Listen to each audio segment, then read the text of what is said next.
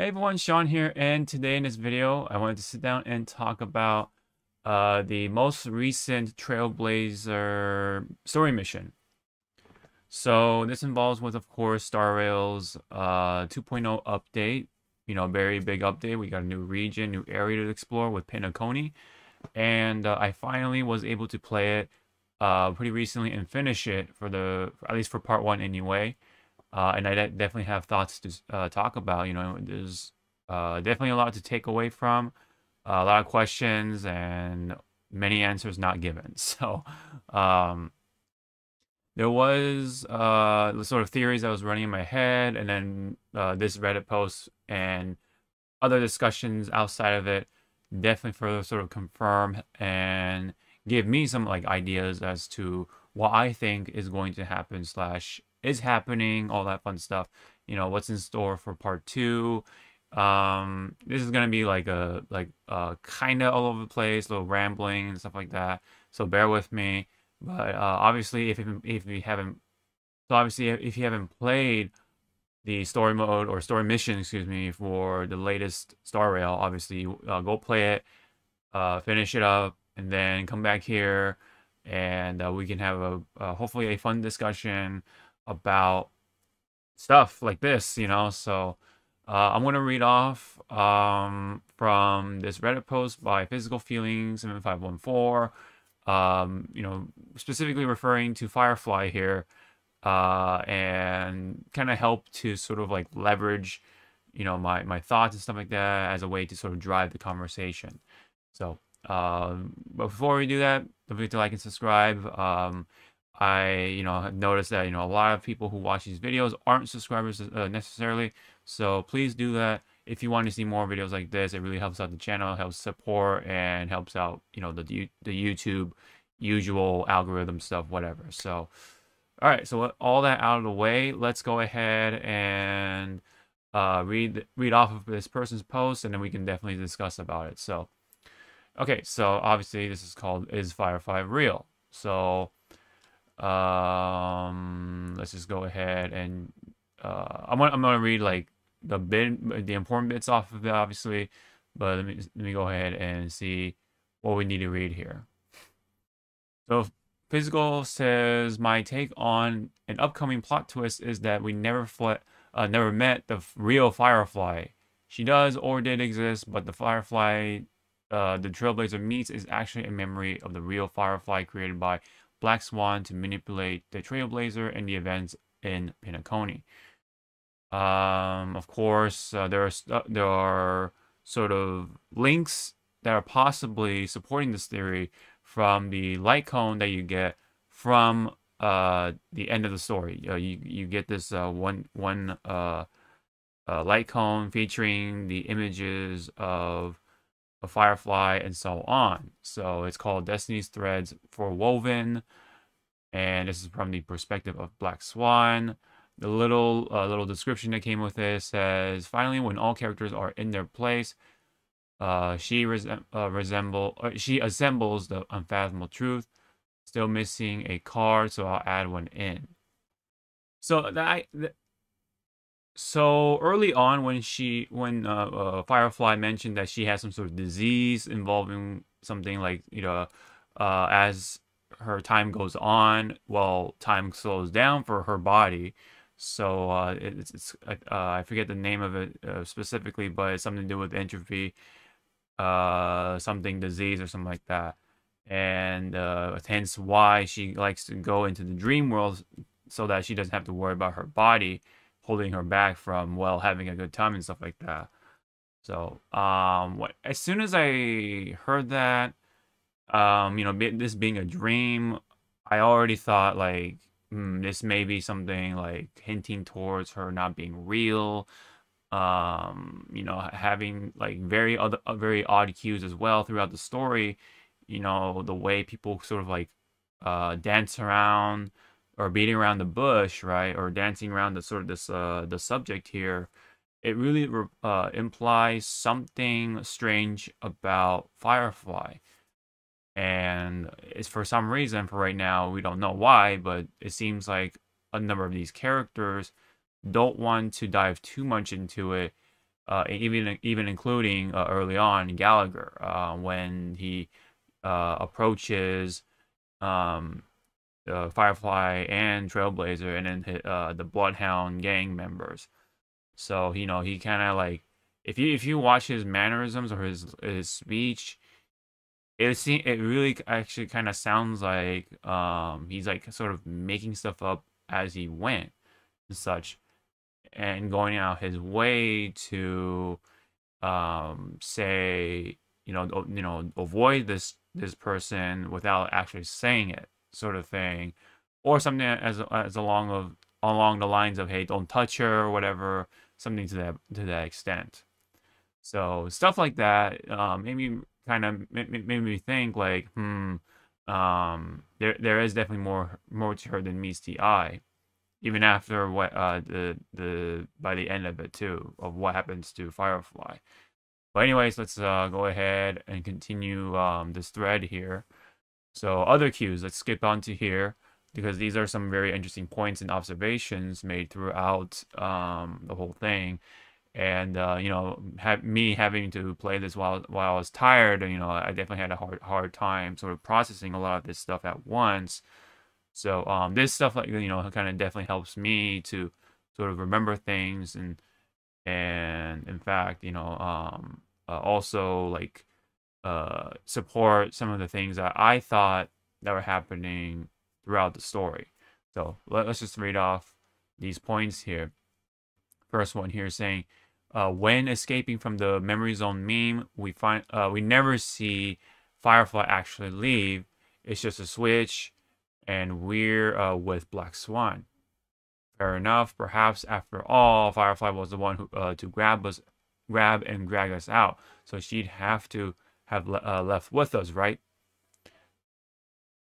Second point, when first meeting Black Swan, Himiko is raised that Black Swan is deliberately choosing her words very carefully in conversations. Yeah, definitely a red flag there.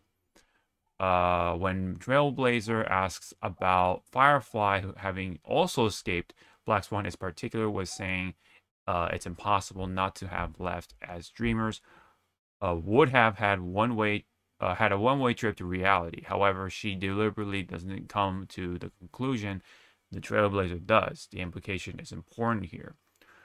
Again, that kind of like supports how like they have to, certain characters, especially with Black Swan and Gallagher, sort of like really trying to go out the way to choose, words and such to regarding to Firefly. So it's like, why are these characters go out their way, trying to do this stuff whenever Firefly is mentioned here? So it does raise those sort of questions, really.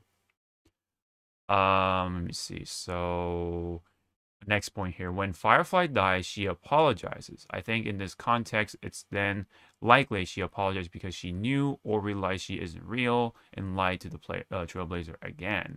Again, sort of like really driving the theory that, what we're seeing isn't real. It could be like a memory fragment or something, a piece or some sort of projection, perhaps created by either Black Swan maybe, or Firefly herself, and then she's actually somewhere else, maybe in the chamber or something, because she has a disease or something, and then using her sort of alter self to go into the dream to either have a good time or something, or something within her plans that she wants to do or something, maybe to do something with the watchmaker, so to say. Maybe to find an answer to cure her disease or something. That's where it gets kind of foggy for me. But let me see here. Let me try to get back on track here. Okay, so next point. If Firefly never left the dream, then it's also possible for the person Firefly was with Black Swan, having continued together after the Trailblazer left the dreamscape, and not actually Sam. Coincidentally, not only is Sam never heard in the visages of Firefly, there is deliberate implication that Black Swan in the incinerated bodies we find that leads us to conclude that Sam betrayed her and abandoned Firefly to her death. Next point, Aventurine is also foreshadowed as being misleading and or very deliberate with their choice words. Again, another character who is definitely doing the same as well. Maybe not necessarily just for Firefly, but also, part of his deal as well. He has his own plans as well. Very good at sort of trying to manipulate stuff with his words. Very, very good at choosing words as well. It's a really a battle of sort of words, so to say. How to say things carefully, all that stuff. Anyways, so this is particularly relevant post-Sam fight when Aventurine applauds Black Swan for pitting two forces against each other. It's never specified which forces they refer to. Our natural conclusion is that we think Archeron and Sam, but then again, this could be a misdirect through the introduction. In death of Firefly, the Trailblazer is being led down to another path. So, of course, with all this stuff happening, there's a lot of these possibilities of red herrings, right? Which one's really the red herring here? But let's get into the further points. In the reveal that Robin is also dead, we clearly see her body. Unlike Firefly, she hasn't exploded into what appears to be the dream fluid, indicating some discrepancy between two deaths. If Firefly was just a memory, it makes more sense to her to have effectively burst like a bubble straight away. This one is definitely a little weird because, yes, as we all know at this point, Firefly, yes, dies. As we saw her on screen thanks to death, stabbing her and stuff like that, in pretty graphic fashion. When you look at the death of Robin, right, or death, we'll leave that for now. Very different, although in the end they both scatter into something, right?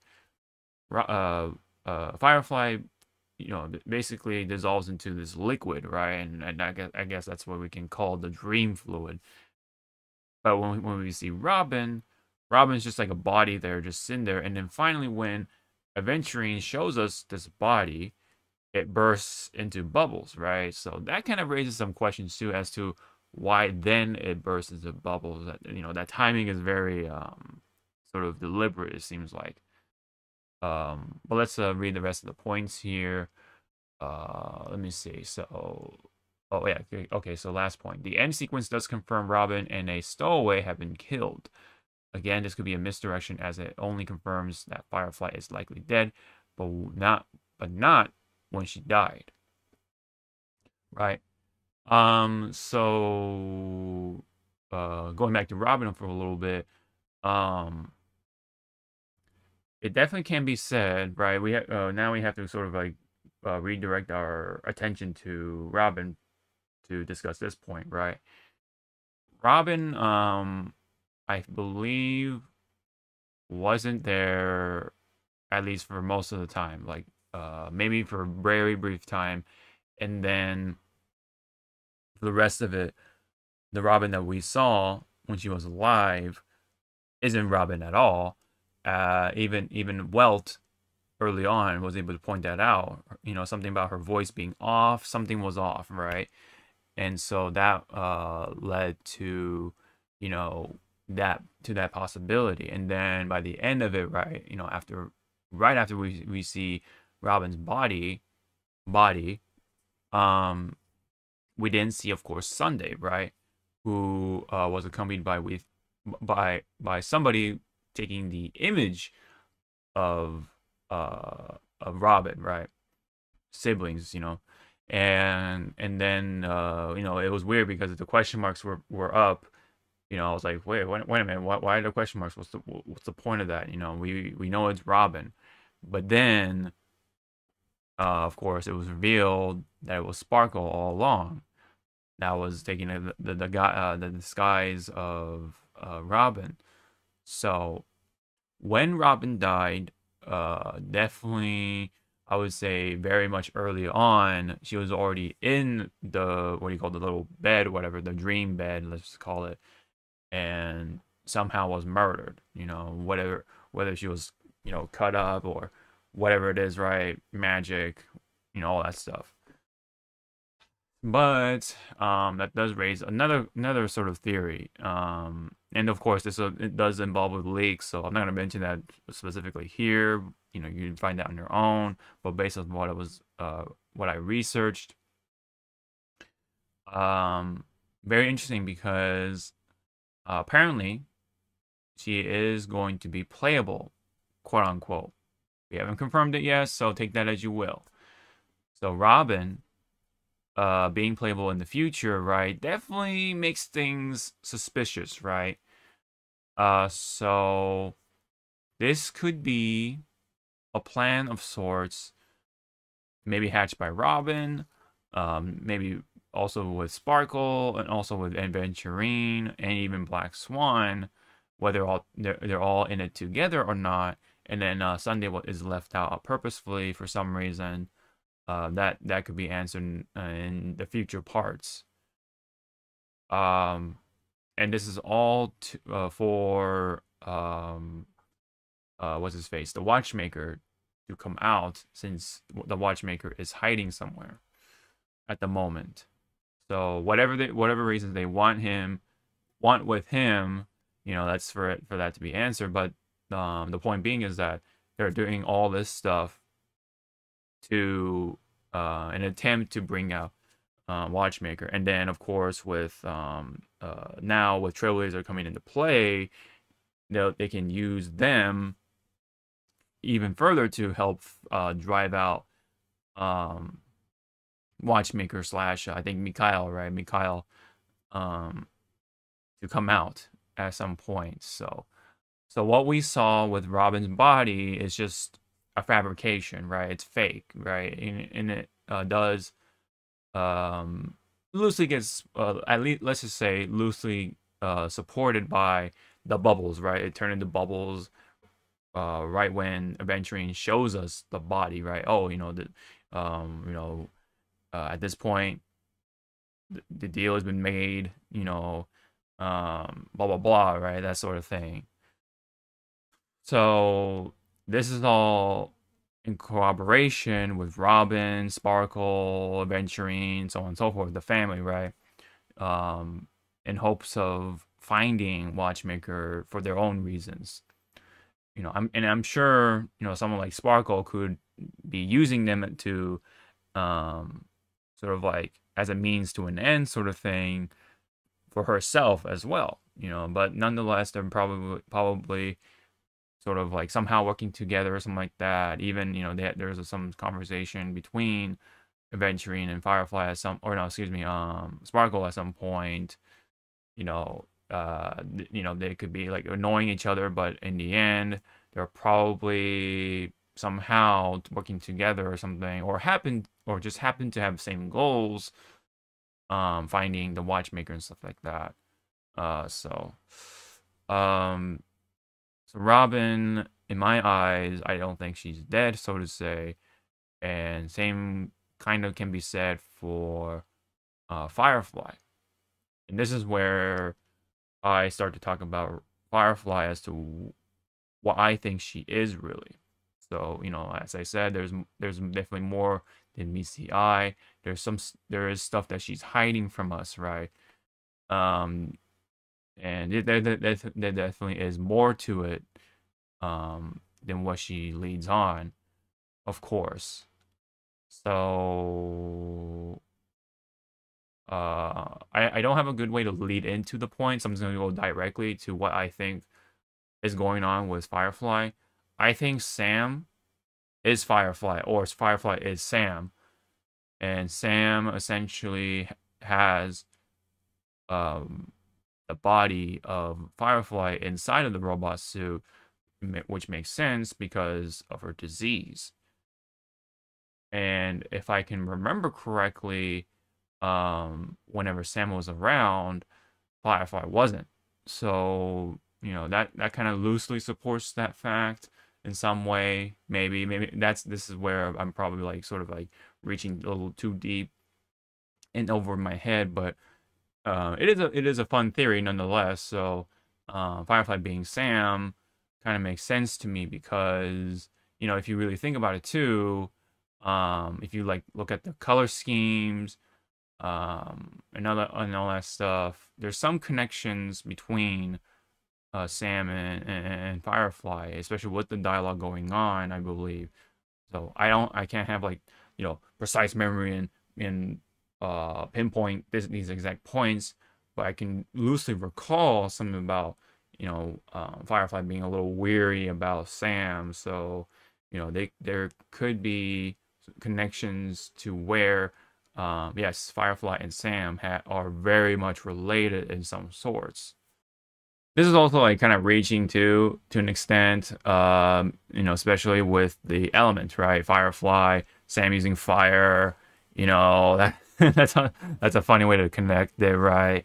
So, kind of loosely supports that sort of theory as well. Kind of, now I'm really reaching into it, looking at a little too deep kind of thing about Firefly being Sam or something to that extent. So according to the leaks, without showing too much information, it basically TLDR, Firefly is going to be playable, so, as or so they say.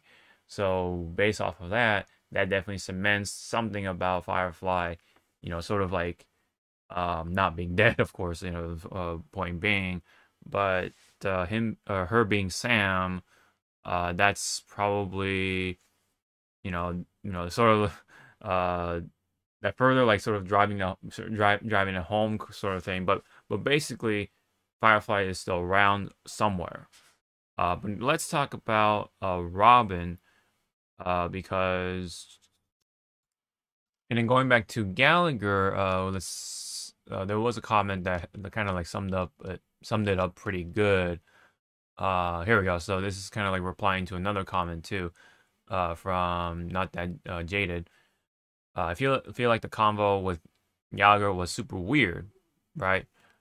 Him just letting Firefly go without any evidence of him actually considering there might be something more to her than her being just a cute girl feels kind of incompetent of him.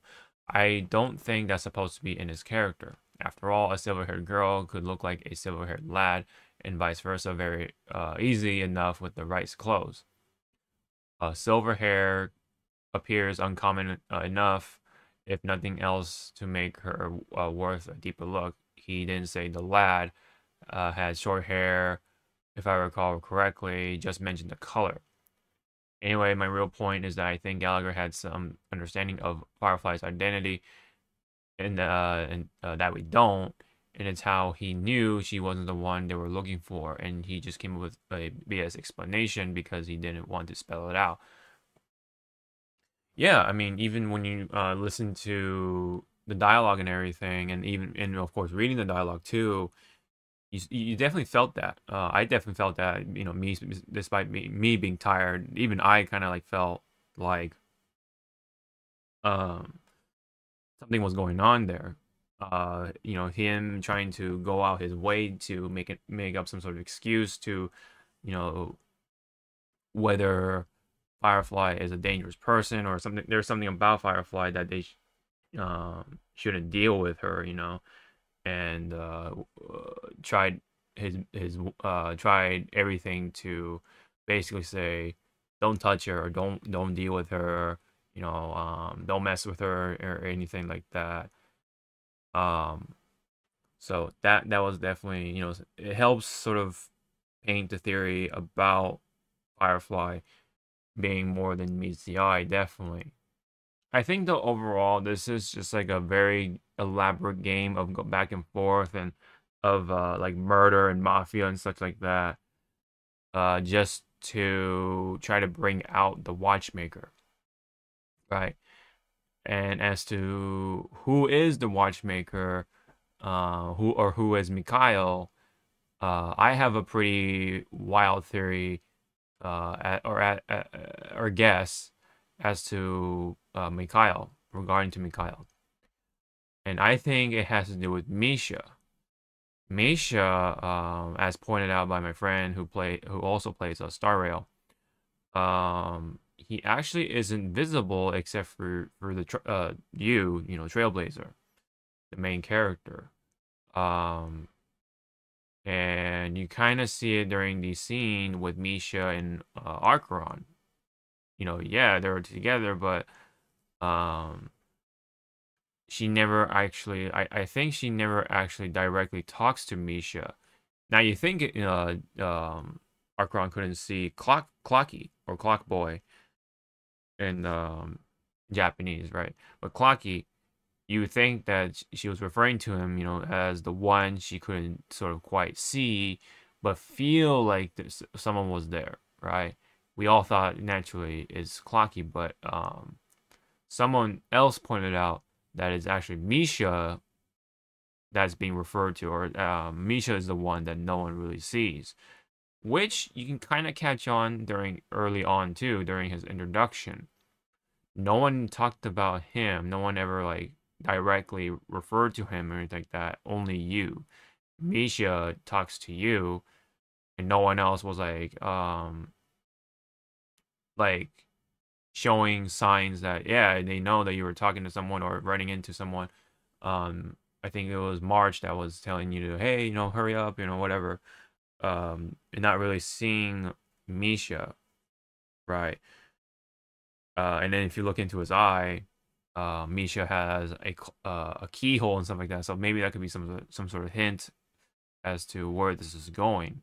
It's such like that. So I think Misha has at least some sort of connection with Mikhail. And somebody pointed out, and some random person in the comments somewhere in the video, I forget, pointed out that Misha could be a nickname for Mikhail or Michael or something in different languages, I guess, depending on what you speak or something like that. Misha is apparently some sort of nickname. If that's true, then that kind of definitely sort of like seals the deal more ways than one that Misha has some sort of connection with Mikhail or is Mikhail. So, um, that I think that's my theory regarding to Watchmaker slash Misha slash Mikhail there. But meanwhile, right, we have Robin with her plans, Firefly with her stuff going on, Firefly slash Sam possibly, and then of course we have Black Swan, who I think overall she still is more good than bad, but I think she has her own sort of ways as well. Of course, we have Adventuring, um, having his plans, of course. We have Sparkle, right? Definitely a lot of groups going on. There's a lot going on. They're all trying to um, either get the Watchmaker or deal with the Watchmaker of some sorts. Um, all of them are trying to win this dream war, I guess you could say, if you will, in Penacony. So, and I think maybe Black Swan is the one trying to protect it. I don't know, but we'll see. But we have to also remember the stuff that's going on with Archeron, right? And there was a scene um, where Firefly was killed. Archeron just stood right there, did nothing, right? And then after her fight with Sam, we know that she is very fast. She can react and such. She has this this is infamy with her, of being this powerful figure and such like that throughout the galaxy. And right now she's referring to herself as a Galaxy Ranger, but there's some characters, of course, that know her sort of real thing. Again, this whole like real identity stuff like that is definitely going on here, and Archeron definitely is hiding stuff from us too, of course. So a lot of hiding, a lot of identity, sort of secret identities and twists and stuff such like that going on with many of these characters, of course. Some less obvious than others, while others are very obvious, or something is like, right. So, while we have murders and stuff like that, kind of left and right, kind of, or so do we think, or so we think, just to try to drive out this one person.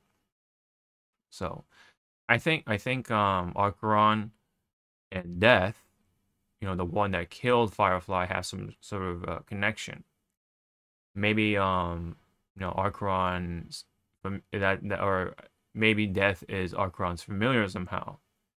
She never went out her way to stop Death at all. So that of course this is of course a theory. I mean, Death could be a completely separate thing from her, but I really do feel like they have some sort of connection together. And from what was implied by Aventurine and others, it seems like Acheron brings Death. She brings Death to others, and anyone who tries to hang out with her, Death is kind of like around the corner for them. So that's why they're referring, they're saying like, oh, we actually saved you from her rather than we kidnapped you or whatever, right? Especially when Black Swan said like, oh, I brought you the boy or the kid or whatever. It sounded like she betrayed you, but really they're trying to get you away from Acheron, because there is something going on with Acheron as well in a different way. So pretty much TLDR, Acheron is some sort of Grim Reaper kind of figure. I say. Um, Definitely is plenty dangerous. But she is very reluctant of being the Grim Reaper of sorts, because when you see in the trailer, you see it when the very early cutscene, she walks by you and then she cries, and then the attack happens, right? Kind of like with Brooks, humming sword style, right? Whenever he puts the sword away, then the effect happens, right? Whereas Acheron, we don't even get to see the sword drop, but somewhere probably she drew her sword and put it away real fast, and then the effect happens, right? So I think that has to do with it, and not to mention she's the fatalityist or something like that. I forget the word, the specific word for it, the finalist or something like that. Finality. She brings finality to people, right?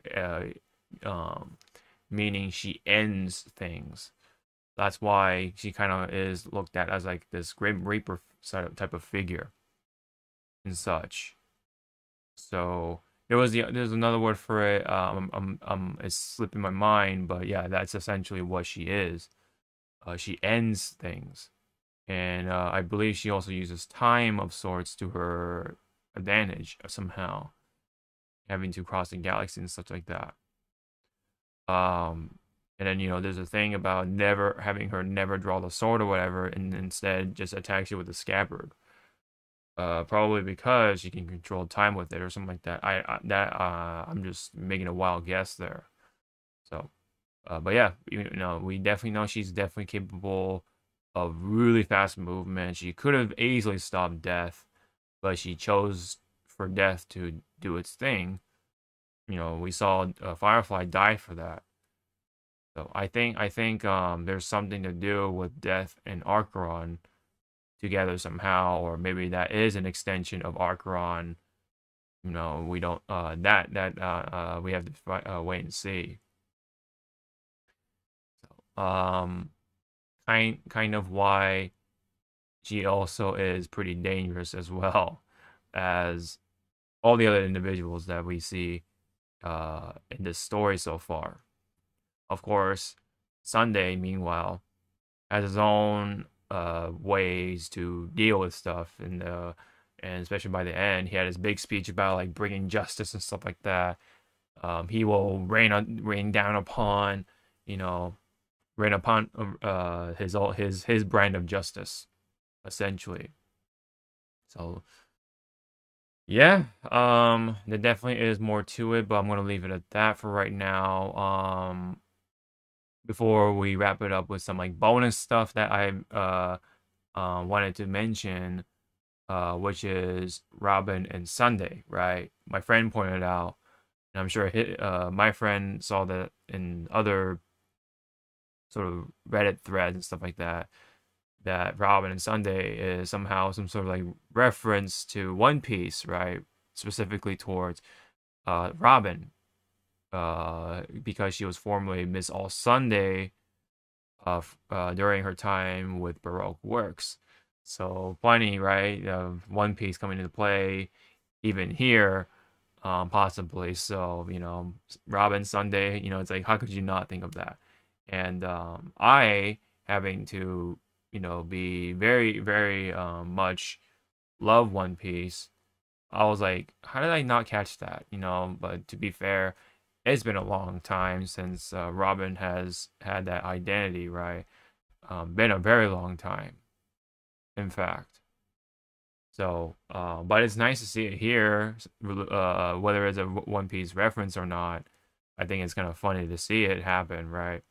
In this game of all places. So, um, hopefully I'm not missing anything, but I did definitely wanted to get all the points out. But overall, I think I am definitely interested, right? I think it's a pretty good story, very interesting. It is setting up a lot of things for Penacony, and we'll have to wait and see what's up for next for part 2 and beyond. But meanwhile, we have to play all the other little side quests to sort of help connect the dots. Meanwhile, and possibly add a little more theories to it, and wait on some companion quests to not only occupy us, but possibly get more theories out of it too, and wait and see. Definitely my excitement is for Acheron though, to draw her from the banner. I'm definitely going to use the top bonuses until I get her, and all that fun stuff. Plus her light cone, hopefully, depending on how what it takes to get her, and depending on my luck and everything. But for right now, that's it for me for all the theories thus far. Maybe I'll make another video about the Honkai Star Rail theories. I know this is kind of like all over the place, but this is just me wanting to talk about stuff once again, because I really like Star Rails up to this point. Definitely cannot wait for the anniversary event, and of course, I definitely cannot wait for the anniversary, and of course more of this story. I definitely want to see more of it. I want to see what happens with Firefly. I want to see what happens with Robin, Black Swan, Aventurine, all that stuff. Sparkle, right? Very powerful figure when it comes to illusion stuff, and she's going to be a very good unit, gameplay wise too, in the combat of things.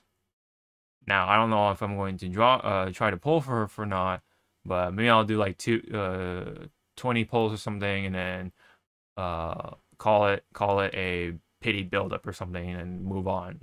Wait for Acheron after that. But other than that, really, yeah, that's all I got. If you guys have theories of your own, what do you guys think of the story, anything like that, please leave it down below. I'd love to see, a good discussion out of this. I like having these sort of theory discussions. Let's keep it friendly, of course. I know this is a very passionate thing. Passions fly, and stuff will get messy along the way, but that's because, yes, this is a mess in some way, a good mess. Somebody likes to cause chaos, especially with Sparkle, for being pretty much a piece of shit, right? Even call Sunday chicken wing boy and everything, and all that. But yeah, either way, I definitely want to see more of the story unfold. Any relating comments, leave it down below. And don't forget to like and subscribe. Really appreciate it, guys. Don't forget to check out all the links in the description to help support the channel, possibly. Really appreciate it as well. And yeah, so this has been my sort of Hawke talks on what's going on with Penacony, theories about Firefly, Robin, so on and so forth. Thank you very much. Hope to see you all in the next video. Ciao now.